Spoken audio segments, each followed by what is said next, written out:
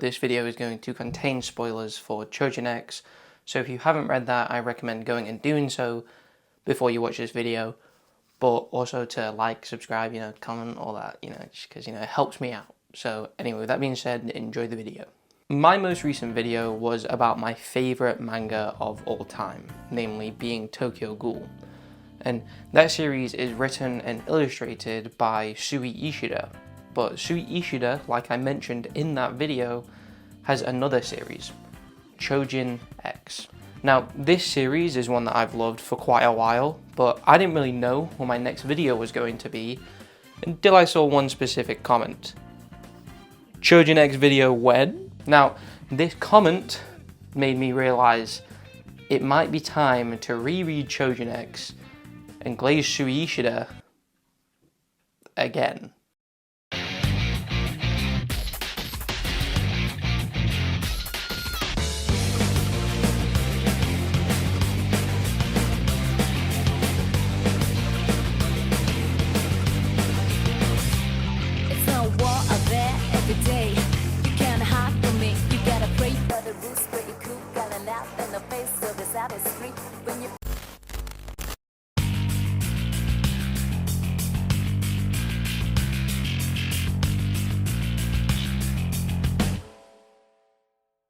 Okay, so, like I said, Choujin X is a series written and illustrated by Sui Ishida. It's been going on for about 4 years now, with there being, this is not a joke, that there is about 67 chapters, and I think that it's about 2/3 through the entirety of the story, with it ending around probably 100 chapters. But you might be thinking, that's cool, whatever, I'm glad there's a lot to read, but what actually is this series about? But before I tell you what the series is about, I think it's time for a little bit of a change of scenery. So, as defined by the blurb, best friends Tokyo and Azuma do everything together, even if most of the time it feels like Tokyo is just stumbling around in Azuma's cooler, more talented footsteps. But when they're attacked one night by a superhuman mutant called a Choujin, Tokyo finally has a chance to shine by turning into a Choujin himself. Now, I think that description is alright for the first volume, but I think to paint more of a picture about the world, I'm going to describe the first 1.5 chapters of Choujin X, as I feel that will give you a great understanding if you ignored my warning at the start of the video and haven't read it before watching this video. The manga starts off with a set of colour pages showing Tokyo, the main character, staring up at the sky as he feels disconnected from the world around him. But I'll talk more about that later. And then, as you turn the page, you're met with Tokyo being held by a weird humanoid-looking vulture-ish figure. And then you're kind of just told to ignore that, as the manga starts from this point onwards. The next thing we see is a young girl on a plane talking to an elderly woman. The young girl is on her way to a major event where she will grow and show off her gardening skills in hopes that she can win a competition. Thus, she can go back home and achieve all her dreams of having a massive mansion and a dog that is this big, and on top of that, having a Goldilocks hubby. But that's all interrupted when the man sat next to the old woman would like to get up so he can go to the toilet. But the old woman says, yes, I'll get up for you, only for her to struggle taking off her seatbelt. The man gets angrier and angrier until he snaps. But he doesn't snap in a way where a normal human would, because he tries to punch the old lady, only for the little girl to stop him. And that's when he reveals that he has the power to light the entire plane on fire, and he does so. And we're met with this horrible page of the girl burning alive as it's revealed that he is no man at all. He is a Choujin. We're then reintroduced to Tokyo, our main character, as he's daydreaming and looking at the sky whilst getting told off for not listening in class. He then weirdly goes to talk to the birds, but he can't understand what they're saying. It actually does give him closure though, because as he's walking home, he's a little bit happier until he runs into a group of thugs trying to kidnap a woman. So Tokio does the right thing. He calls up the defense force, or should I say, Azuma. He calls up Azuma, who beats them up pretty bad. He breaks the main guy's arms and sends them to the hospital. The next thing that follows is they talk about the plane crash. They mention how it was caused by a Choujin, and it seems that Choujin have these powers, but instead of helping everybody with them, they tend to actually make everything worse. And then it cuts to a pharmacist who lays down a briefcase, opens it, and shows the people that Azuma just beat up some syringes. And he says that this will be able to fix anything that was wrong with them and make them more powerful than they were in the first place. Meaning they can get their revenge on Azuma and Tokio that they desperately strive for. It then cuts to Tokio in his room as he is staring at a picture of a vulture that he has hung up on his wall. This reminds him of when his classmates made fun of him for calling him a vulture, as he hides behind Azuma the same way a vulture hides behind stronger predators in order to get its food. Azuma then informs Tokio that he is going to the site of the plane crash, and Tokio decides to join him. But as they are both there, something strange happens. They're attacked by, not a human, a Choujin.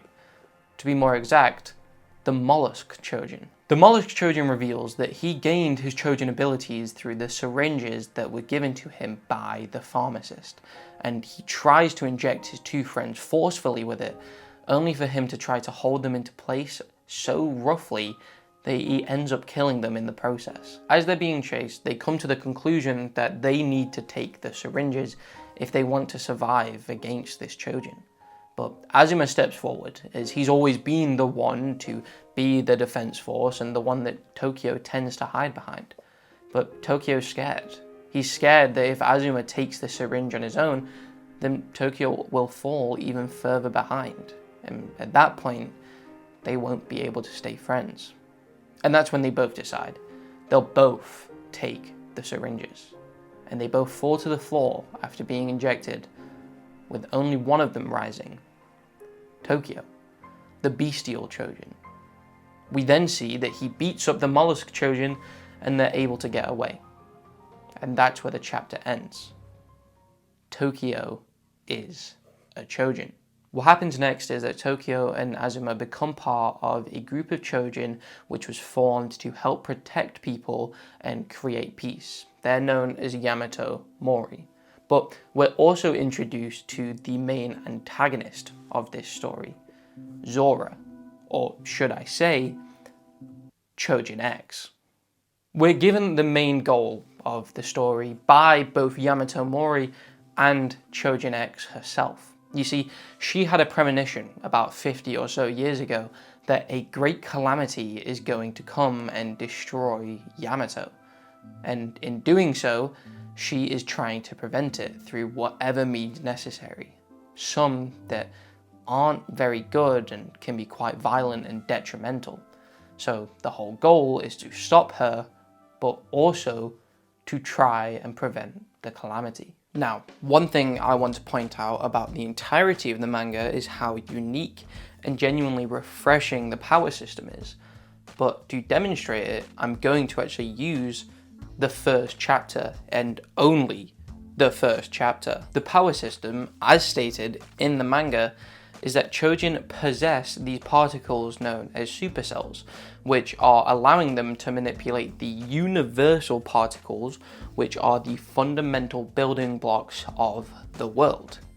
This essentially means that the particles respond to a Choujin's will, enabling them to manifest unique powers based on their desires and worldview, such as being either a creator Choujin or a transformational Choujin. As I said, this can be seen in just the first chapter, with both the mollusk Choujin and Tokio himself. Let's take the mollusk Choujin, for example. He's upset that his arms are broken. So what does he get as his Choujin power?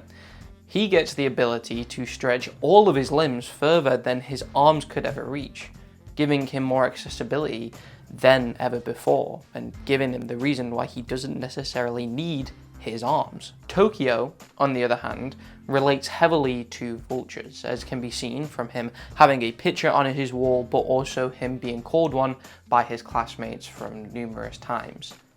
This causes him to have an appearance of a vulture, and in doing so, him having the abilities such as flight or having claws. It shows that there is basically limitless things that can be done with the power system, such as this or even this, and in doing so, it means that the power system is much more in-depth and unique than the previous power system in Tokyo Ghoul, because as much as I love Kagane, there's only kind of two versions of them. There's close range and long range, with just a different coat of paint and kind of teeny tiny bit different versions of the same ability. But there is one more thing that I think is just as important to the powers of a Choujin, and that is the ability to raise. This is a Choujin's ability to regenerate from all the damage they have sustained by killing themselves, by forcing their body to die. This process is intrinsic to all Choujin. It's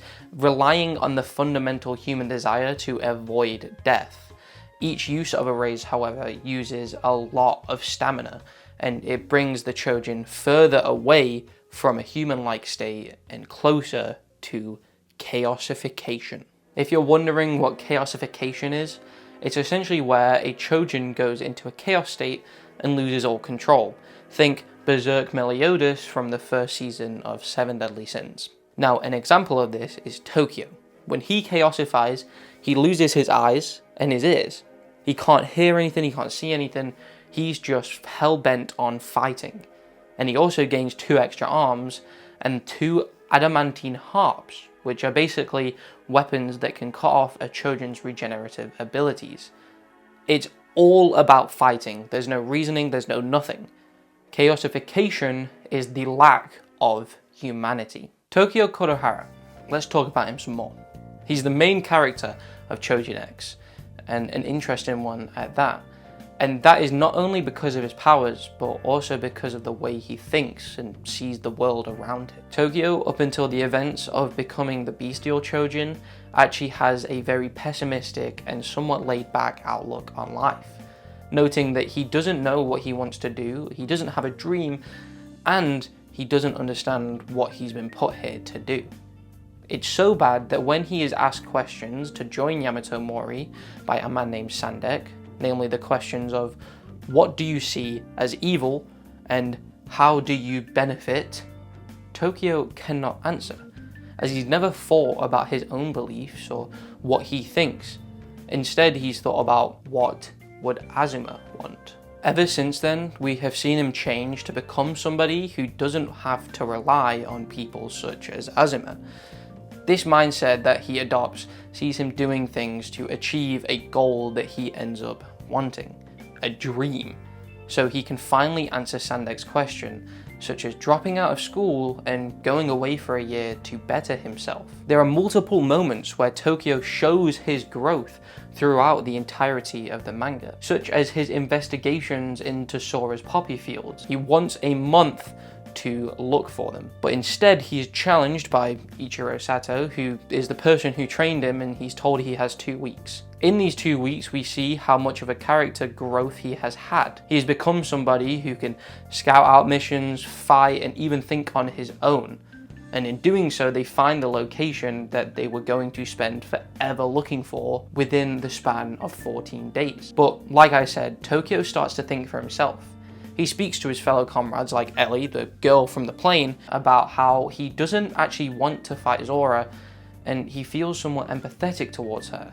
He's not listening to what everybody is telling him. Instead, he's taking things from everybody, both sides, and coming up with his own conclusion. But the main example I would like to talk about is when Tokio and the rest of Yamato Mori all go to the Tower of Mourning to fight and kill Zora. And in this moment, as everybody's about to engage in battle, Tokio steps up and he asks her questions. Namely, he asks, what do you see as evil and how do you benefit?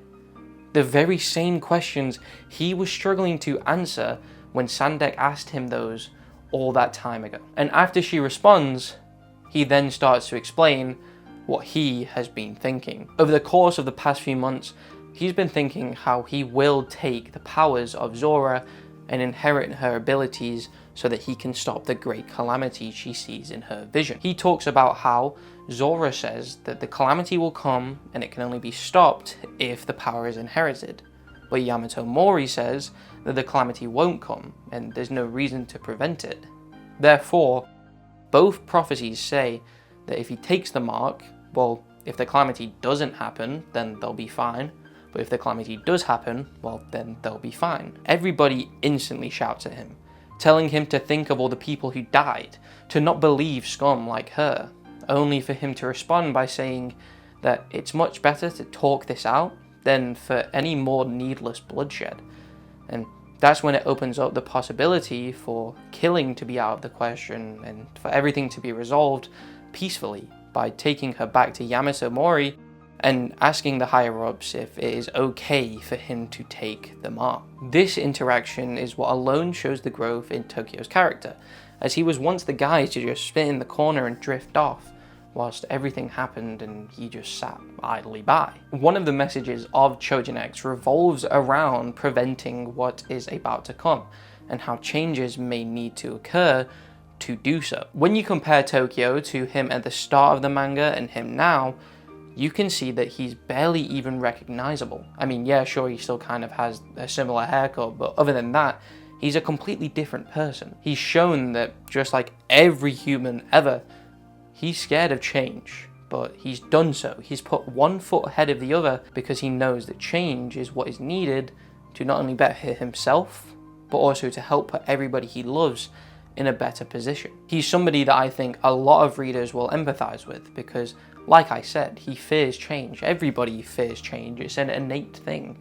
And so for him to change and go from somebody who's incredibly pessimistic to somebody who finally speaks their mind, it just shows how good and honestly beautiful change can be. It's a very different change compared to what Ishida did with Kaneki, because with Kaneki, even if he'd wanted to talk things out and not go through violence, not that I think he particularly would have, he couldn't, because the people he was fighting were damn right insane.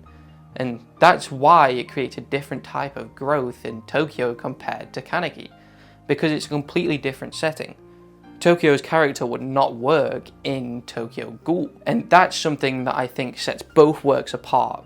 Not only are they tonally different, but the story and the messages, whilst kind of coinciding with peace and humanity, are actually quite different. It's something that Sui Ishida has done, which a lot of mangaka fail to do, because you'll see series such as, I don't know, Naruto to Boruto. They're the exact same series, just with the fresh coat of paint, and it's kind of the same for Dragon Ball Z and Dragon Ball Super. They're continuations, but at the same time, it's a series by the same author, or at least overheaded by the same author, but it's technically the exact same. It's the same story and the same messages. However, speaking about the differences between Tokyo Ghoul and Choujin X, let's instead talk about a similarity for both of the manga, the main character's best friend. But instead of doing Hide, let's talk about Azuma. Azuma Higashi is the most entertaining and downright interesting of the sidecast, and that is for one reason in particular. He is, Azuma Higashi is Tokyo's childhood friend, the person who Tokyo always stuck close to and was called a vulture for doing so. He was a weirdly strong kid who always had the desire for being an upstanding and kind citizen like his father, the policeman. When Azuma, as a human, decided to try and save a kidnapped Tokyo, he was brutally murdered. Or so everybody thought. That was until he reawakened, he raised, and became the Iron Choujin. When Azuma awakened, he instantly, and I mean instantly, went into a chaos state. And he destroyed everyone around him. I'm talking Tokyo's kidnappers, and even allies, as he challenged Tokyo to a fight. This fight is, in my opinion, one of the top 3 most impactful fights of the entirety of the manga, and that is for one key reason. Tokio finally wins against Azuma. In this fight, we see that Azuma has always enjoyed the fact that Tokio has hidden behind him and stayed so close to him ever since they first met. But he knows the real Tokio. He knows that Tokio hides his real strength from even himself so that he can stay with Azuma and see Azuma as his hero. And that pisses Azuma off. Azuma, his entire life, had been seen by Tokio as his hero. But Azuma knew all along that Tokio was holding himself back, and Tokio could achieve so much more than him if he just tried. And Azuma feels guilty in himself because he is the one that indirectly causes that, the one who's stopping Tokio from achieving great things. But he lets it carry on, and that's for one key reason. Sure, it pisses him off, but at the end of the day, he is scared to lose Tokio. As he is in his chaos state, he kind of lets this all slip. He tells Tokio that he wants to have a fight against him with his real strength. He doesn't hold anything back, and he forces Tokio into doing so, where Tokio destroys Azuma instantly, making him realize he is no longer the hero that he looks up to, and giving him the goal of trying to keep up with Tokio as he rises in the ranks of Choujin. Cut to a year later, and Azuma has been trying to keep up with Tokio in becoming an incredibly strong Choujin. And in doing so, it's finally time to raid Zora's tower and defeat her. Azuma, being a strong Choujin, is at the front lines, and that's when he encounters his most formidable enemy yet, Bador Vlad, the Bloodbath Choujin. This fight pushes Azuma to his limits, to the point where he has to chaosify just to beat him. And in doing so, he sustains so much damage that he subconsciously thinks back to when him and his dad walked across train tracks, and at the end they split into two directions. One led to Yamato Mori. The other, a dead end. Azuma follows the train tracks, but not to Yamato Mori, he follows them to the dead end. And that's where he's met by a mysterious figure. Somebody wearing the same tie made of metal that he wears. But this person has a distinct feature. They have no head. But then we're met with the question of, who is this? Why has he got the tie, and why is he in Azuma's subconscious? Well, the answer is simple. It's Azuma, but it's also not Azuma, so it's not that simple, but it becomes simpler when you find out why he is there. During the Great War, a man existed named Queen, or should I say, Choujin X. This man was powerful, gaining the title of War Choujin, and with his abilities of creation, he would advance warfare by 70 years, laying waste to any land or nation that opposed him. And one day he saw a group of nuns from an opposing nation. He decided to kill them as it would lower the morale of their troops. But when he did so, only one raised, and that person awakened as a Choujin, becoming the nun who would defeat him and his armies, eventually ending the war. However, Queen knew he was going to lose, and he made a failsafe, a plan that would mean he would win, not right now, but in the future. He decided to use his abilities to clone himself. And look, there's no nice way to say this. He does it through male impregnation. He impregnates himself with his own clones and his powers so that he can then create a multitude of clones, we don't know how many, that will be a vessel for his soul in the future. The clones also had a failsafe themselves. When they sustained enough damage, it would kick in, and they would start to revert back to childhood with fake memories of a fake family, and all in doing so, giving them another chance to grow, become powerful, and become the perfect vessel for Queen's soul. If you haven't guessed it already, Azuma is a clone. All of Azuma's memories of his dad, who is a policeman, his family, his sister, his mum's cooking, all of that was fake. All of the reasons he was so righteous and the reasons why he grew to become as strong as he did, all of them were fake, and it was all a lie. Azuma obviously does not take this lightly. I mean, everything that was dear to him, apart from Tokyo and his comrades at Yamato Mori, was fake. None of it ever existed. So he fights. He doesn't listen to what I would like to say is him, but also Queen at the same time, his subconscious. He ignores it. He climbs off these massive metal chains and he goes back to the surface, coming back to the real world. But I feel that this makes his character so interesting because his goal has been to not fall behind Tokyo. But now he's seeing that the more powerful he becomes, the more situations he puts himself into, well, he's more at risk of losing control, and therefore he's going to become separated from Tokyo. And this divide can have a massive impact on the story, as to if he doesn't want to lose his relationship with Tokyo and fall behind, he becomes at risk of becoming Queen, the very person who could probably become the Great Calamity. With that being said though, let's stop talking about Queen. Let's instead talk about the one who brought down his armies, the nun, Sora Siruha, or as you know her, Zora. Sora Siruha is the main antagonist of Choujin X. She's the person that you want to see fail. You want to see all her plans thwarted. You want to see her defeated. Or at least you would do if this was any other manga. But I don't actually think many, if any, people wanted to see her lose because of the fact that her goals, they're not actually evil. I want you to keep this question in mind as I tell you about her story. Is she actually a villain? And does she deserve everything that's happening to her? Sora Siruha was a nun during the Great War on the opposing side of Queen the War Choujin. Because of this, Queen himself set out to kill all the nuns to bring down the morale of the troops. And in doing so, this led to him killing Sora, but making her raise and awaken as a Choujin. Choujin X.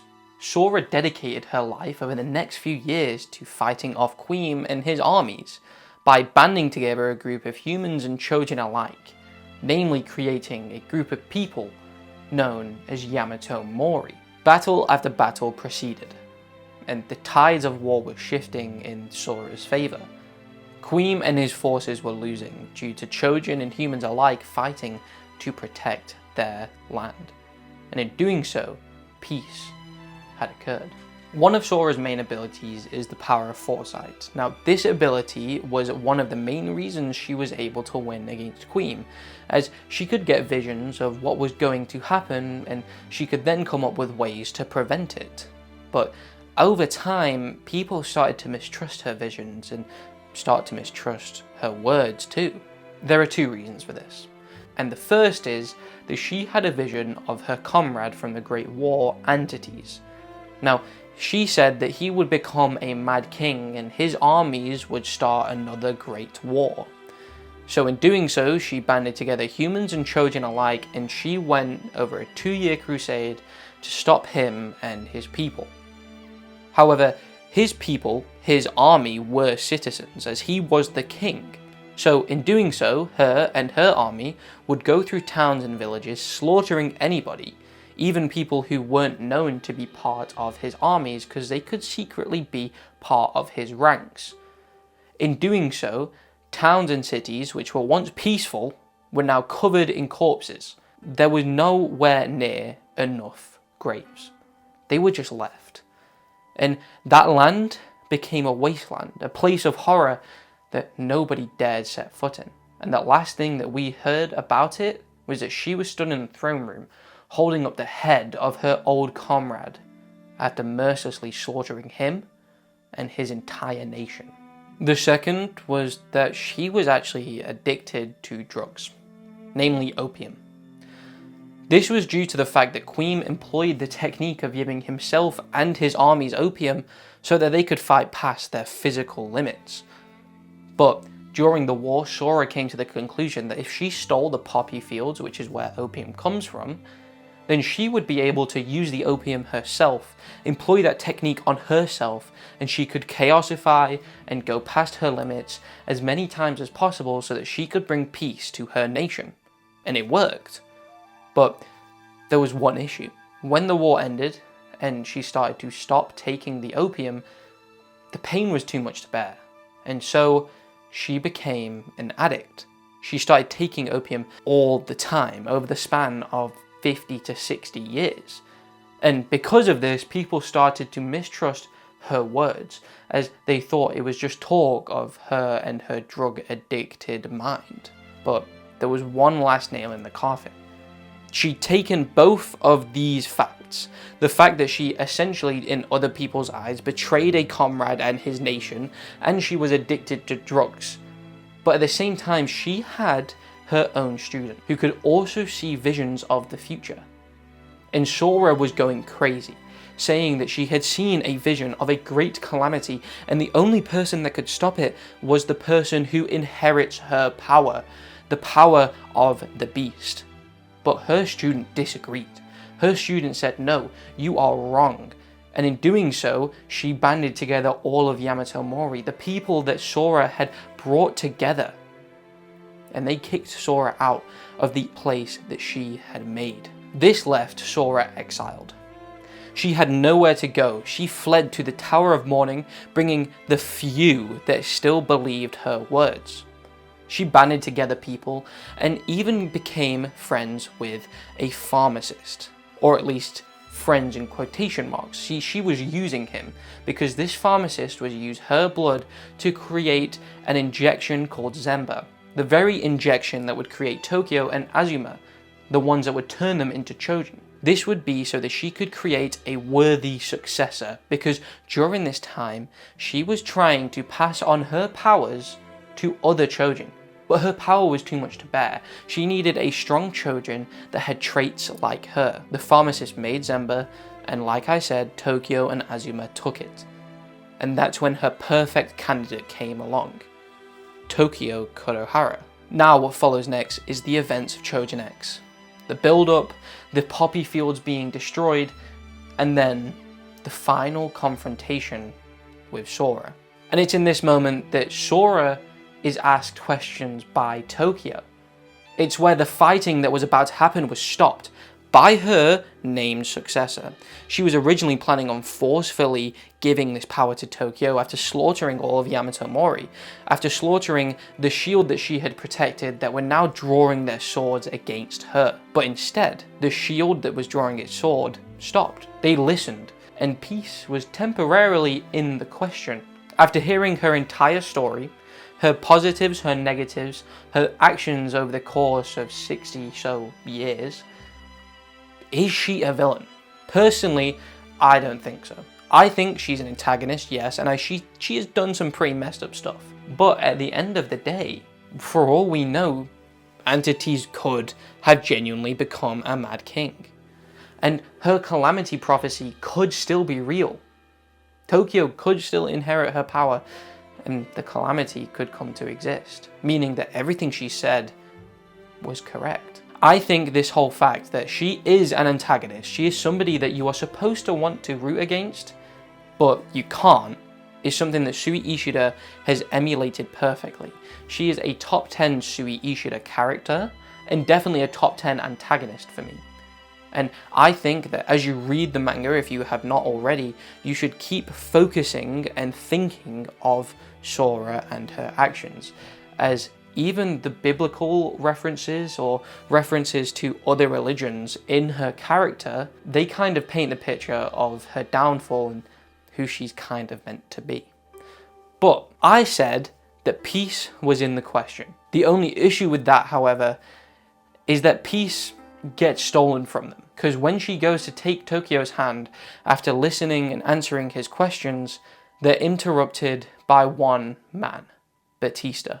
I'm going to give a second spoiler warning for this, because this goes into the arc that is ongoing currently in the manga and has literally kind of just concluded and kind of segued into a bit of a second arc in the chapter that released 5 days ago.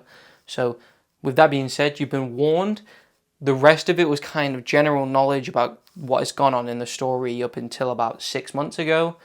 But now I'm talking about current events that are still releasing at this moment. Currently in the manga, there are quite a few antagonists, namely Sora, which I talked about, or Queen, or the Mollusk Choujin.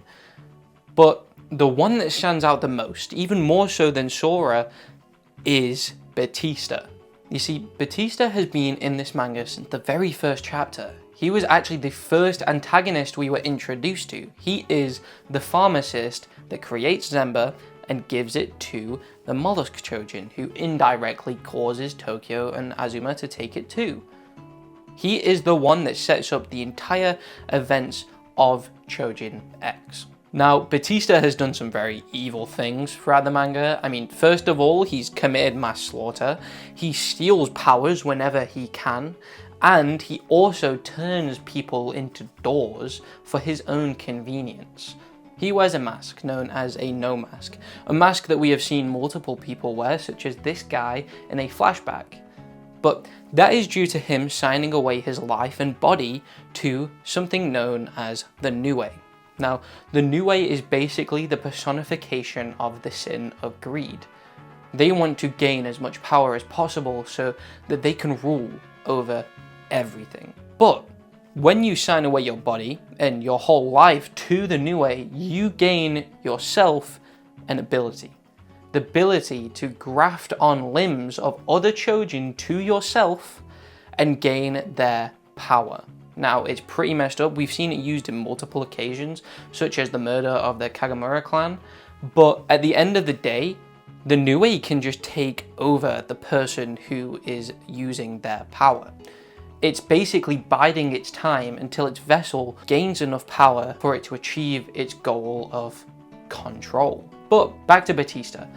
As you know, he creates Zemba using Sora's blood, and he does this to create Choujin that he can steal the powers from in hopes that they can be strong enough for him to achieve his goals. Now this all leads up to the time that Batista is ready to strike. He takes all his powers. He takes a brain that he has in his stomach and a sword that mindlessly walks around, and he uses all of these to fight against Sora in hope he can steal one of her limbs and graft the power of Choujin X, the mark of the beast on her hand, to himself, thus becoming Choujin X. He picks the perfect time to strike. He goes when Yamato Mori are first invading the Tower of Mourning, leaving Sora's children and all her worshippers to go and fight them while Sora herself is unguarded. Now, this means that it is the perfect time. It's a one-on-one fight. Batista has a chance until he is brutally murdered by Sora and hung up on the wall as a piece of memorabilia. Yeah, it doesn't work out. She beats him, hangs him up on the wall, and she goes on to get ready to fight Tokyo, Yamato Mori, and forcibly give Tokyo her mark. This then leads to the talk that Tokyo and Sora had, where eventually she turns back to her human form without the chaosification, and she goes to take his hand so that he can take her to Yamato Mori. Peace is finally in the question until Batista steals the mark by getting her hand chopped off and then grafting it to himself. He's done it.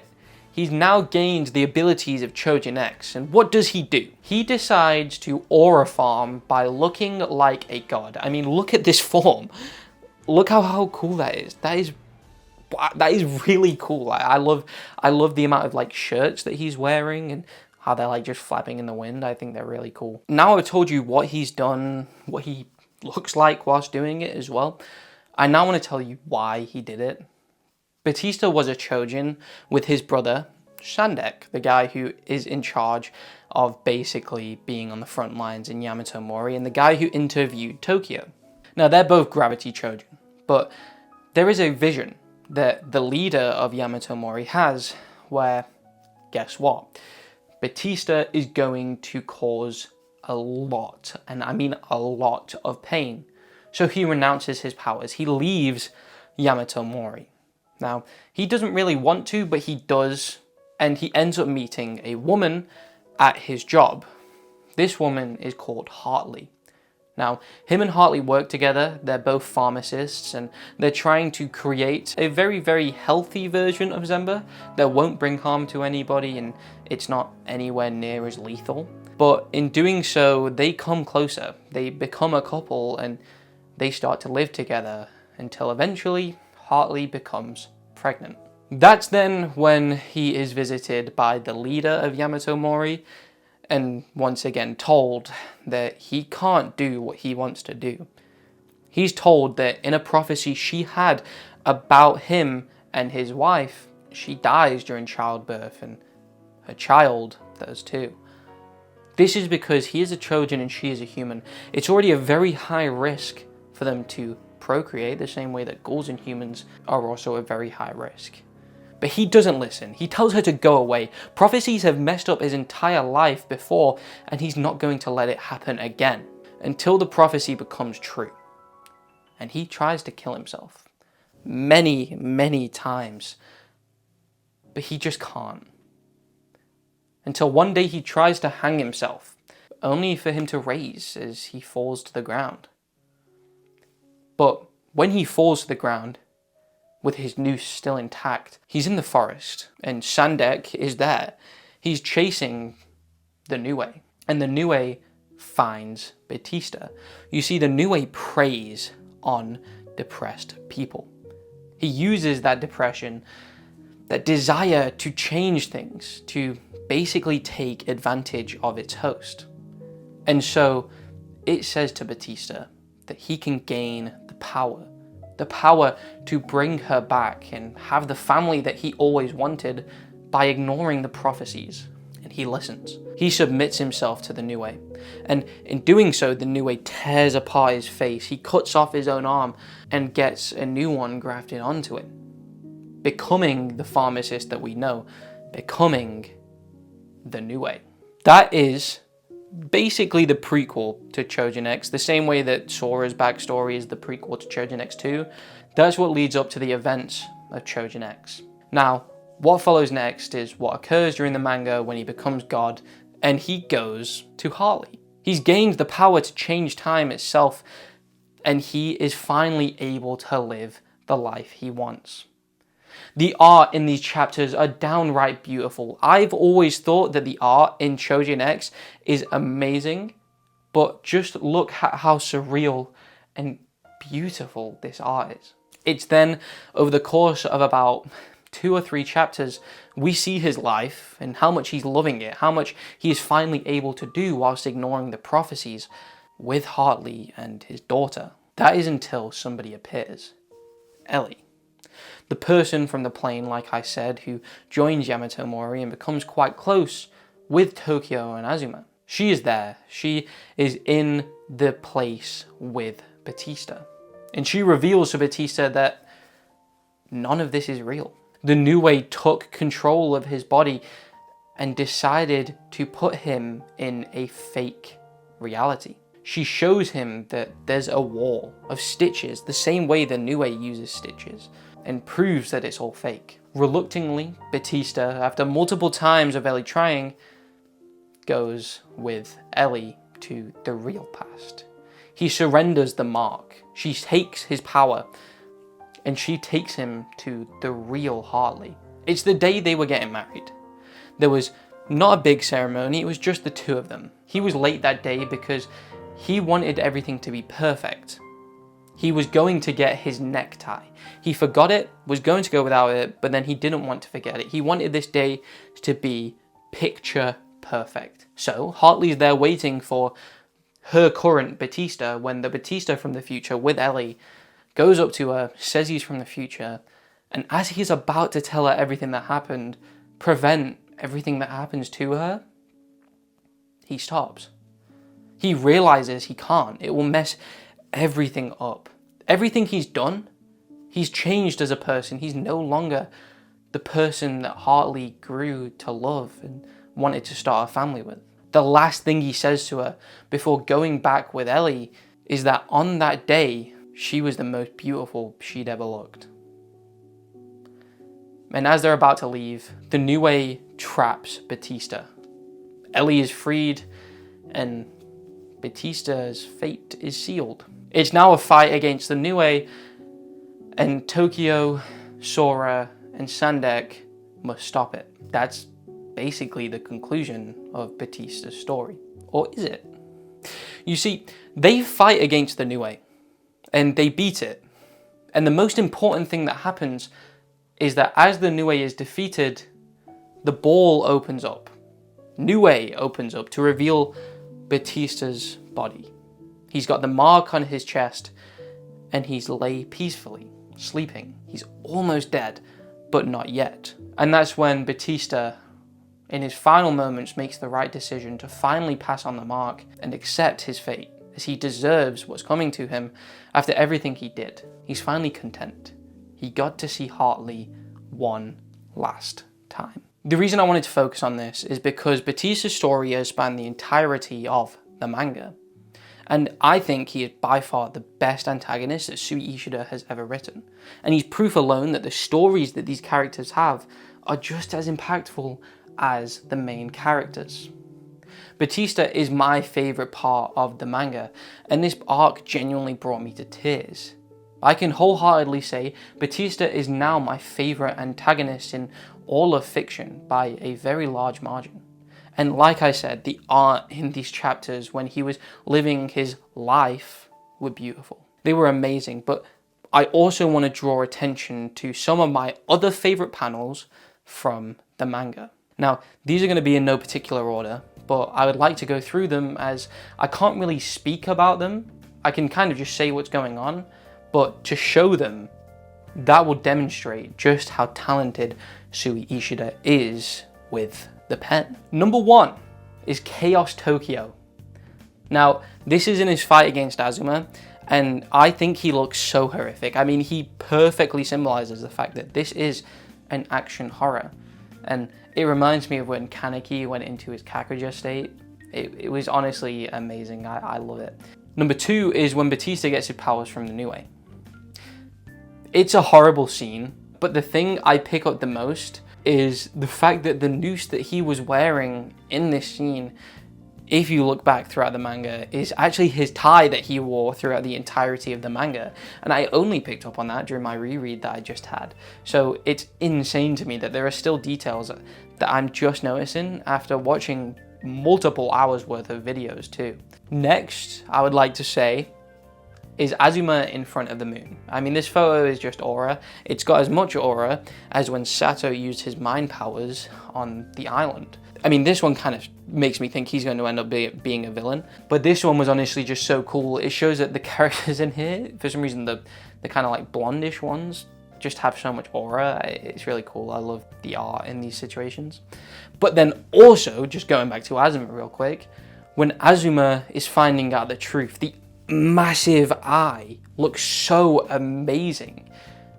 It's genuinely so good, and it almost looks like photorealistic in a sense, like it was kind of just traced from a real eye. It's so impressive. I love it. And then the final one I want to bring up is obviously the first normal page when Tokyo is being hugged by his soon-to-be Choujin form. It was just really cool, and it made me scared when I first read it, so it's always like stuck with me. I've loved it. It was my desktop background for a while. So yeah, no, I just think it's a really cool picture. But obviously there's so much more. The panels, the art in here is amazing. When I was rereading it, I kind of just stopped sometimes. I just stared at my iPad. I was like, wow, this is so good. And I remember it being good, but it still surprised me. Overall, I think Choujin X is about 2/3 of the way through with being complete. And I think the plots that are going to occur after the battle against the Nue are genuinely going to be the most interesting. I'm not going to spoil them. Like I said, I already gave a spoiler warning for Batista. I don't really want to spoil anything else. But the manga does not have as many shortcomings as Tokyo Ghoul. You can clearly tell that because Sui Ishida doesn't have a deadline, he doesn't have any editors, he has free reign to release chapters whenever he wants. He is clearly working on the shortcomings from Tokyo Ghoul, maybe the parts where it felt a little bit rushed. And because of that, you get something that I think is genuinely close to being perfect. There are some things that I'd like more. I'd love more transformations for Tokyo. That's just a thing for me. I love transformations. I just think they're really cool. But I really love kind of like the medieval inspiration for this series.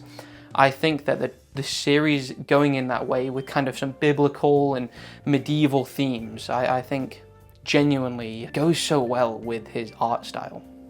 But when reading, you can clearly tell Shuei Ishida is having so much fun. And like I said, the fact that he has no deadlines means that it can take up to 1 or 2 months for a chapter to release, but it's always worth it. And I'm always on the edge of my seat waiting for the next chapter to release and theorizing with the people that I can talk to about what's going to come soon. It's a series that I think has had just as much of an impact on me as Tokyo Ghoul. I reread Tokyo Ghoul every year, but this year I decided let's read Choujin X instead. And I'm glad I did. The series is amazing. I want more people to enjoy this series, and I'm hoping if this video has done anything to you, if you haven't read the series, I'm hoping it's convinced you to read it. I'm also hoping it's convinced you to subscribe, but I'm also hoping it convinced you to read it. If you haven't, go do it now. But with that being said, thank you so much for watching. This is my longest video yet. So I hope I did a good job. So like, comment, share, subscribe, you know, all that, and I'll see you next time. If you want to go watch another video by me, my free run video, I'm hoping to make a follow-up video when season 2 comes out and finishes, so let me know if you'd like to see that. So that being said, thank you for watching, and I'll see you next time. Bye.